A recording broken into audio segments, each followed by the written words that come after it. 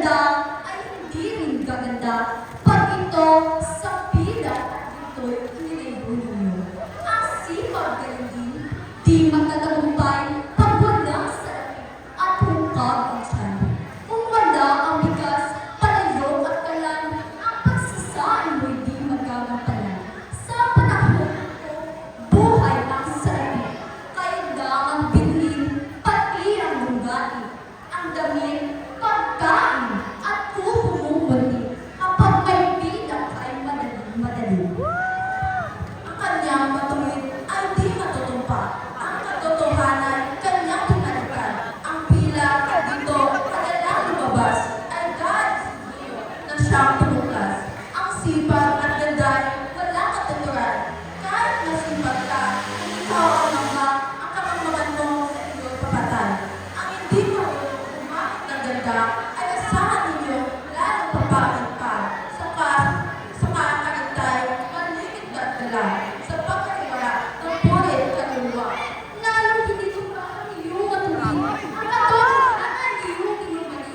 Ang damay sa sipag kaya nakakamin, ang lahat ng tao ay siyang nais. Kahit ka marunong kung ikaw at tamay, ikaw at mamamatay na ang nalay nila. Malalaman mo kung saan ka nilipat. Kung di ka kumilos, ikaw ay kung gagawin mo ay laging magpaganda at masisira ng pati kaluluwa. Sapagkat sa tao kung nalumihan ka, pati ang pagawa ay tatandaan. Itong tatlong ito'y pawang nasisinsay sa kanilang katwiran palagay.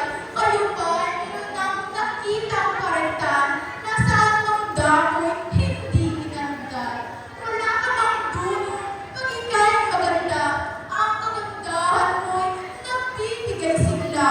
Kung ikaw ay pangit, kahit mayaman ka, ay dahil sa yaman, pag ika'y sinta. At kung sa sipag lang kayong mamahalin, alilan mo na sana ninyong darating. Subalit, pag kayo'y may karintang angkin, kaysa magdako, kayo'y sasambahin. Nilikha ng Diyos ang yaman sa lupa, nang upang ang tao di maging kawawa, sapagkat ang tao, pag laging sagana, ay di matitikim ng pangit ng buhay. Ngunit nilikhain itong karunungan upang itong tao'y matutong mabuhay.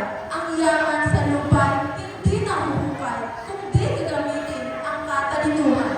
Hindi naman ninyo dapat kalimutin na ang kasipagan ay hindi habigin.